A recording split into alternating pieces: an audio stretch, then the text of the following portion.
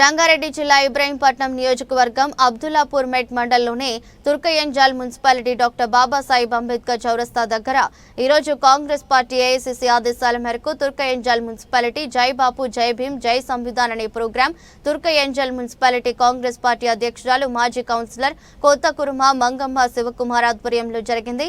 కార్యక్రమానికి ముఖ్య అతిథులు Telangana cooperative bank vice chairman Kothakuruma Sattaiah, party యువ నాయకుడు స్థానిక ఎమ్మెల్యే మల్రెడ్డి రంగారెడ్డి మల్రెడ్డి అభిషేక్ రెడ్డి కార్యక్రమంలో రాష్ట్ర యువ నాయకుడు మాట్లాడుతూ కార్యక్రమంలో Telangana Congress party Sevadal vice president Mankala Das, మాజీ కౌన్సిలర్ సునీల్, నక్కా శివకుమార్, గడ్డి అన్నారం వ్యవసాయ పండ్ల market vice chairman CH Bhaskar Chari, Rangareddy జిల్లా Congress party youth general secretary Yashwant, Arjun తదితరులు పాల్గొన్నారు।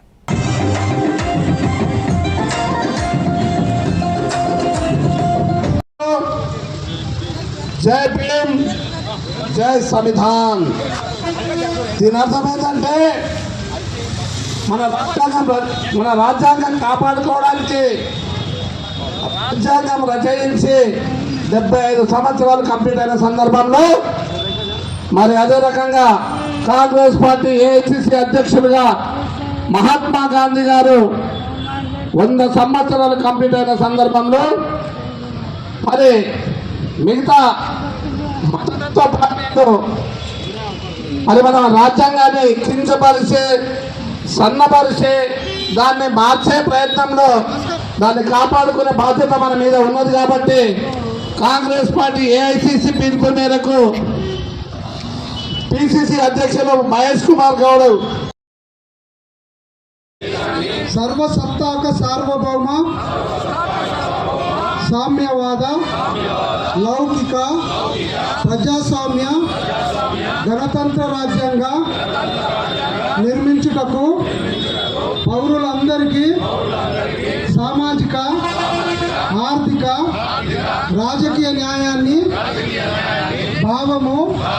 భావ ప్రకటన విశ్వాసము ధర్మము ఆరాధనలతో కూడిన స్వేచ్ఛా స్వాతంత్రాలను అంతస్తులోను అవకాశంలోను సమానత్వం చేకూర్చుటకు అందరిలో వ్యక్తి గౌరవాన్ని దేశ సమగ్రతను తప్పక తీసుకొచ్చే సౌభ్రాతృత్వాన్ని పెంపొందించుటకు సత్యనిష్టాపూర్వకంగా తీర్మానించుకొని రాజ్యాంగ పరిషత్ 1949వ సంవత్సరం నవంబర్ 26వ తేదీన ఆమోదింపబడి చట్టబద్ధం చేసుకొని మాకు మేము సమర్పించుకుంటున్నాము। జై భీమ్, జై బాపు, జై సంవిధాన్, జై కాంగ్రెస్, జై జై కాంగ్రెస్। మల్రెడ్డి రంగారెడ్డి గారి నాయకత్వం, సోనియా గాంధీ నాయకత్వం, రాహుల్ గాంధీ నాయకత్వం, రేవంత్ రెడ్డి గారి నాయకత్వం భౌగోళిక రూపమే కావచ్చు, అయినా మన దేశంలో అనేక సాంప్రదాయాలు, సంస్కృతులు, విభిన్న భాషలు, విభిన్న మతాలు, విభిన్న రకాల ప్రజలు ఎన్నో ఉన్నాయి। వీటన్నిటినీ గౌరవించి ఆ రోజు మనందరి కోరిక మేరకు మనందరం ఎలా సుఖ సౌఖ్యాలతో బతకాలనే ఆలోచనతోటి డాక్టర్ బిఆర్ అంబేద్కర్ గారు రాజ్యాంగాన్ని పొందుపరిచారు। ఆ రాజ్యాంగాన్ని ఇన్నేళ్ళు అందరూ కాపాడుకుంటూ వచ్చినా ఈరోజు బీజేపీ పార్టీ కానీ మోదీ ప్రభుత్వం కానీ వాళ్ళ నిరంకుశ పోకడలతో రాష్ట్రంలో కానీ దేశంలో కానీ ఎక్కడ చూసినా కులాల పేరుతో మతాల పేరుతో చిచ్చులు పెట్టి ప్రజల మధ్య అంతరాలు పెంచుతున్నారు। ఇది బాగుండదు కాబట్టి ఇలాంటి పోకడలు మంచివి కావని మన జాతి నాయకుడు, మన కాంగ్రెస్ పార్టీ అగ్రనాయకుడు రాహుల్ గాంధీ గారు జాతీయవాదాన్ని ప్రజల్లో పెంపొందించడం కోసం జాతీయత అంటే ఏంటి, సమానత్వం అంటే ఏంటి, మానవత్వం అంటే ఏంటి, అంటరానితనాన్ని పారదోలడం కోసం కాశ్మీర్ నుంచి కన్యాకుమారి వరకు పాదయాత్ర చేసి మనుషుల మధ్యన అంతరాలు ఉండొద్దని ఆలోచన చేసి ఆయన పెద్ద ఎత్తున పాదయాత్ర చేస్తే ఈనాడు మోడీ ప్రభుత్వం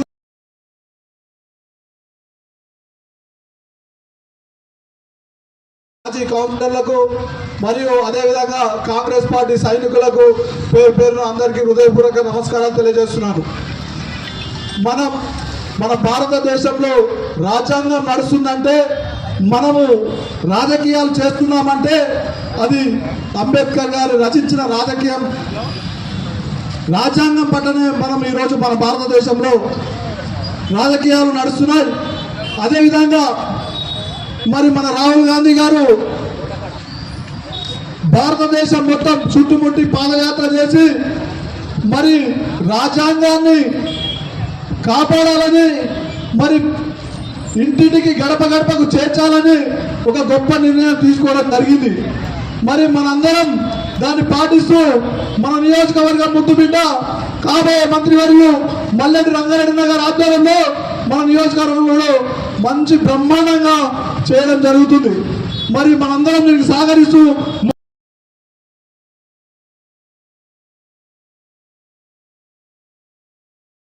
వాటి విలువను ప్రతి ఇంటికి చేరే విధంగా మన కాంగ్రెస్ ప్రభుత్వం ఒక ప్రతిష్టాత్మకమైన నిర్ణయం తీసుకుంది. మన బాబు కలలు కన్న స్వరాజ్యం అంటే ప్రతి ఒక్కరు మంచిగా స్వతంత్రంగా బతకాలి, ఎవరి దగ్గర మనము ఎట్టిచాకి చేయాల్సిన అవసరం లేదు, మనం బతకాలని చెప్పి బాబు తీసుకొచ్చిన రాజ్యానికి దానికి ఒక మన అంబేద్కర్ గారు ఒక రాజ్యాంగం రాసడం జరిగింది. బడుగు బలహీన వర్గాలు కానీ మన అట్టడుగుల్లో ఉన్నవారు కానీ ఎక్కడ కూడా అంటరానితనం అని మనకు బానిసలుగా చూసినారు. కాబట్టి ఆయన ఎన్నో అనుభవాలు చేదు అనుభవాలు ఆయన చూడడం జరిగింది. ఇలాంటి పరిస్థితి నా చూడండి స్టాప్ కావాలి, ఇక్కడ నుంచి ప్రతి ఒక్కరూ స్వతంత్రంగా బతకాలి, మన కుల మతాలకు అతీతంగా బతకాలనే ఉద్దేశంతో రాజ్యాంగం రాయడం జరిగింది. ఆ రాజ్యాంగం రాసింది కాబట్టి ఆ రాజ్యాంగాన్ని బాపు గారు మన కాంగ్రెస్ ప్రభుత్వం మనకు అమల్లోకి ప్రజాస్వామ్యంలోకి తీసుకొచ్చింది. కాబట్టి అప్పుడైనా ఇప్పుడైనా ఎప్పుడైనా కాంగ్రెస్ ప్రభుత్వం ప్రజల కోసం ఆలోచిస్తుంది, ప్రజల కోసమే ఉంటుంది. కాబట్టి ఈరోజు మన రాజ్యాంగాన్ని కొంతమంది అంటే బీజేపీ వాళ్ళు మన రాజ్యాంగాన్ని విరుద్ధంగా మాట్లాడుతున్నారు. మన అంబేద్కర్ గారి గురించి కూడా అమిత్ షా గారు చెడుగా మాట్లాడింది. కాబట్టి దాని అంతా ఖండిస్తూ తప్పకుండా ప్రతి ఊళ్ళో ప్రతి ఇంటి ప్రతి గడపలో మన రాజ్యాంగం విలువలను తీసుకుపోవాలని చెప్పి మనకి ఇక్కడ మన పార్టీ ఆదేశాలు ఇవ్వడం జరిగింది. కాబట్టి బాపూజీ మన అంబేద్కర్ గారు రాసిన ఆ రచనలని అందరికి ప్రతి ఇంటికి చేరే విధంగా మేము ముందుకు తీసుకెళ్తాం. ప్రతి ఒక్కరూ మన కులమతాలకు అతీతంగా ప్రతి ఒక్క రాజ్యాంగం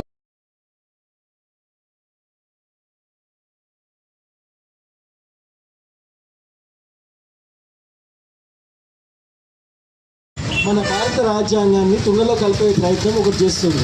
దానికి నిరసనగా ఈరోజు మన కాంగ్రెస్ పార్టీ ఐకమత్యంగా ఒక దగ్గరకు వచ్చి అసలు మన రాజ్యాంగం దేనికి రచించబడింది, ఎందుకు రచించబడింది, దాన్ని కాపాడుకునే దాని కొరకు ఈరోజు మనం ఇక్కడ ఇంత పెద్ద ప్రోగ్రాం ఒకటి చేయడం జరుగుతుంది.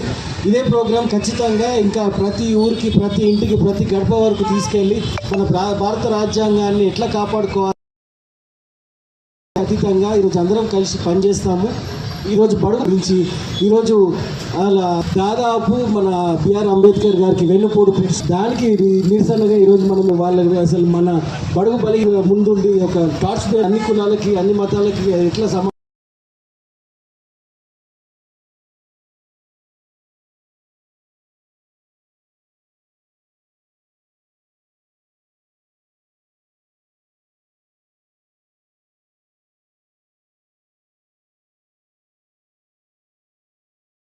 తన భుజాల మీద తీసుకొని వెళ్తే వచ్చినటువంటి